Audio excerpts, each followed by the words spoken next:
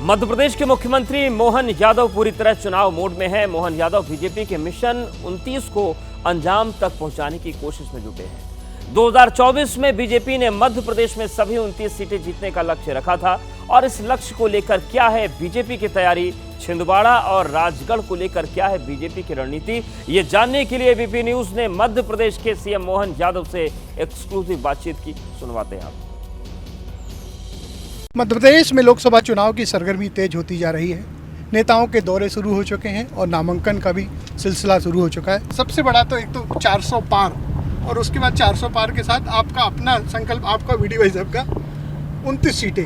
आप दौरे में साथ है, जनता का उत्साह उमंग बता रही है कि जनता क्या सोच रही है। देश का माहौल बहुत ज़बरदस्त रूप से मोदीमय हो चुका है। मुझे इस बात की प्रसन्नता है।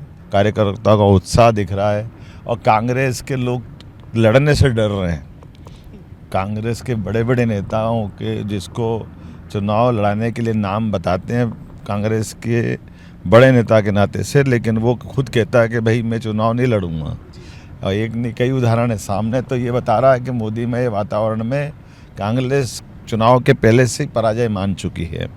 मैं खास करके 29 लोकसभा सीट पर जिस प्रकार के चुनाव के हमारे पहले चरण से लग रहा है, निश्चित रूप से अब की बार मोदी सरकार। जी, दिग्विजय सिंह ने यह कंफर्म किया वो राघवगढ़ से चुनाव लड़ रहे हैं। हालांकि उन्होंने कहा कि उनकी लड़ने की इच्छा नहीं थी, लेकिन हाईकमान का निर्देश है, आदेश है तो लड़ रहे हैं। तो कितनी चुनौती बीजेपी उनको दे पाएगी या क्या वजह थी कि वो चुनाव लड़ने से पीछे हट रहे हैं? देखो, जिनका लड़ने के पहले मनोबल ये बता दे कि वो केवल हाईकमान के आग्रह पे लड़ रहे हैं, तो इसका अर्थ ही है कि चुनाव वो पहले से हार चुके हैं। चुनाव लड़ने के पहले प्रत्याशी के मुंह से लगना कि हमको हाईकमान ने कहा और वो पहले से अपनी सीट छोड़ के भाग चुके हैं। वो लड़ते भोपाल से, हम उनका स्वागत करते क्योंकि पिछली बार भी भोपाल लड़े थे, इस बार फिर लड़ते।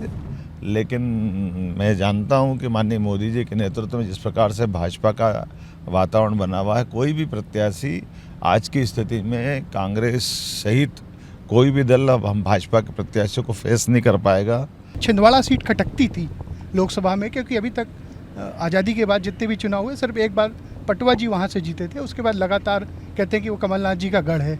तो इस बार क्या वो गढ़ बीजेपी भेज देगी? अब की बार केवल कमल का गढ़ रह गया है, एक भी हाथ का पंजा वाला बच नहीं रहा वहाँ। रोज़ तो भाजपा में ज्वाइन हो रहे हैं, रोज़ राजनीति से बदलती राहें भाजपा कार्यालय आके जुड़ रही है। हमारे यशस्वी अध्यक्ष जी और हम लोग कई सारे लोगों को भाजपा में जोड़ चुके और कई सारे लोगों को ना बोल रहे हैं। बड़ी संख्या ऐसी है जो आज भी लाइन में इंतजार में बैठी है। तो अब की बार भाजपा सरकार और अब की बार छिंदवाड़ा भी कमलमय हो रहा है। सर, आपको पहले तो बधाई, 100 दिन का कार्यकाल आपका पूरा हो गया। जब हम इन 100 दिनों की बात करें तो एक परंपरा थी बीजेपी की जो शिवराज सिंह चौहान ने छोड़ी थी, जो आपको मिला उनके उत्तराधिकारी के तौर पे।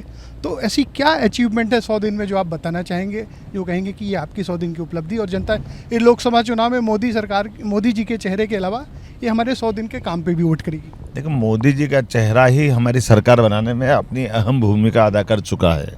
इसलिए मोदी जी के नेतृत्व में ही हमारी सरकार चल भी रही है और सरकार के शपथ ग्रहण से लगा करके आज तक लिए गए निर्णय, लगभग हमने 250 से ज़्यादा निर्णय किए हैं और एक भी निर्णय ऐसा नहीं है जिस पे पुनर्विचार करना पड़े। ये हमको अपने आप में संतोष दिलाता है।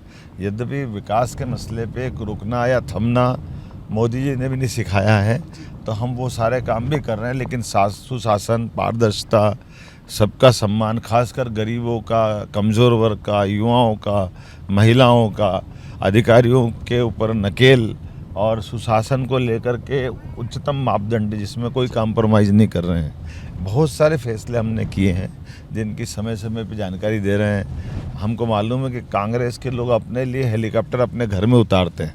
हमारी सरकार ने निर्णय किया कि गरीब का हेलीकॉप्टर उसकी बीमारी की अवस्था में घर से उठा करके हॉस्पिटल पहुंचाएगा। एयर एम्बुलेंस की सुविधा देश में पहली बार अगर कहीं दे रहे हैं तो मध्य प्रदेश में हमारी सरकार ने प्रारंभ की है। एक मुख्यमंत्री, मतलब भारत के संसदीय इतिहास में पहली बार हुआ कि मुख्यमंत्री को जेल जाना पड़ा। आप भी एक प्रदेश के मुखिया हैं, आपको क्या लगता है कि क्या ऐसी परिस्थितियाँ बनी कि एक मुख्यमंत्री को जेल जाना पड़ा या जेल भेजना पड़ा? देखिए, ये बड़ा दुर्भाग्य के साथ कहना पड़ रहा है जिनका आप नाम ले रहे हैं, मैं तो नाम भी नहीं लेना चाहूँगा, कोई मुख्यमंत्री पे प्रकरण दर्ज हो, पुलिस में मुकदमा बनता हो, ईडी विभाग में मुकदमा बनता हो, जिनके 2-2 मंत्री 1.5 2-2 साल से जेल में, जिनके 21 नेता जेल में है, उनको 9-9 बार पुलिस सम्मन भेज रही है। केवल उनका पुलिस सम्मान कर रही थी कि वो एक सरकारी जवाबदार पद पे है, लेकिन उनने इतनी बेशर्मी से अपने पद पे बैठना स्वीकार किया कि वो अपने लिए कोर्ट में गए, कोर्ट से उनको कोई राहत नहीं मिल रही, हाई कोर्ट गए, हाई कोर्ट से कोई राहत नहीं मिल रही,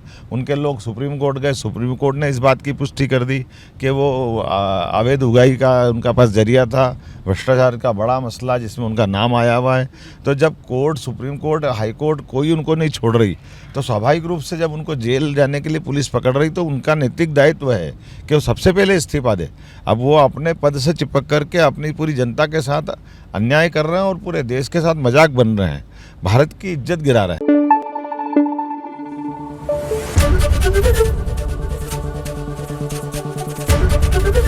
एबीपी न्यूज आपको रखे आगे।